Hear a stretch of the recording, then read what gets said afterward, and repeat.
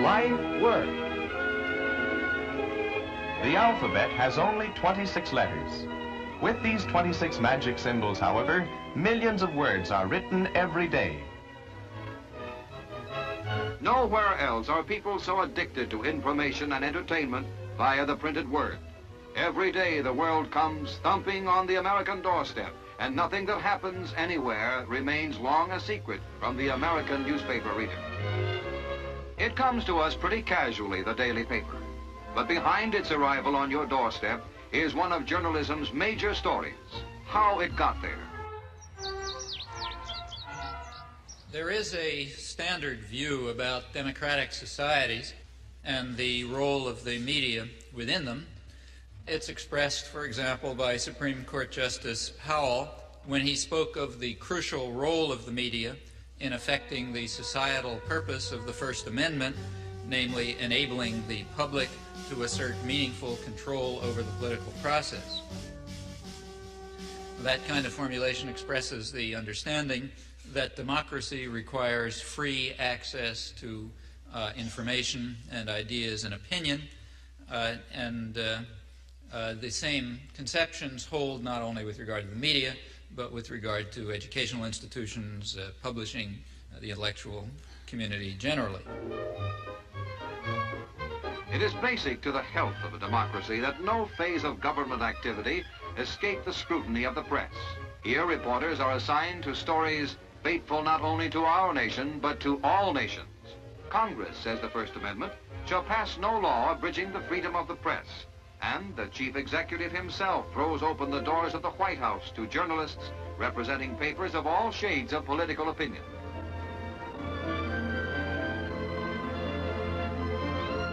There were popular movements that were questioning everything. The relation between master and servant, the right of authority altogether, all kinds of things were being questioned.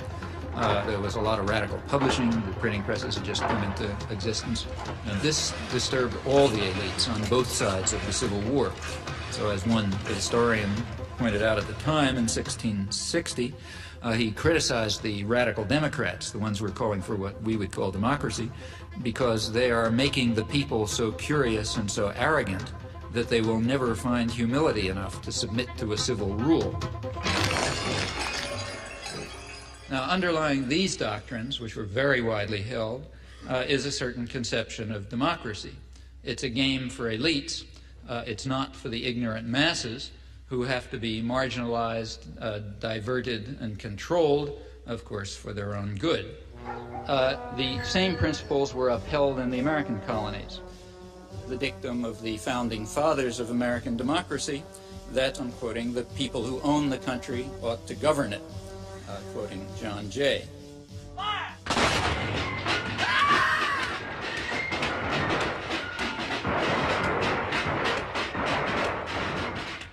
Now, in modern times, for elites, this contrary view about the intellectual life and the media and so on, this contrary view, in fact, is the standard one, I think, apart from rhetorical flourishes. From Washington, D.C., he's intellectual, author, and linguist, Professor Noam Chomsky. Manufacturing Consent. What is that title meant to describe?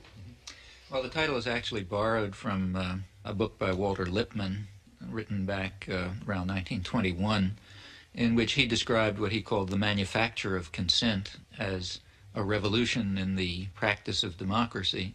What it amounts to is a technique of control. And he said this was useful and necessary because the common interests, the general concerns of all people, elude the public. The public just isn't up to dealing with them, and they have to be the domain of what he called a specialized class.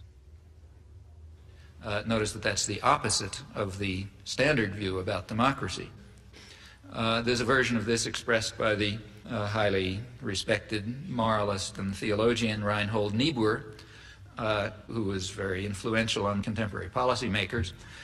His view was that rationality belongs to the cool observer, but because of the stupidity of the average man, he follows not reason but faith. And this naive faith requires necessary illusion and emotionally potent oversimplifications which are provided by the myth maker to keep the ordinary person on course.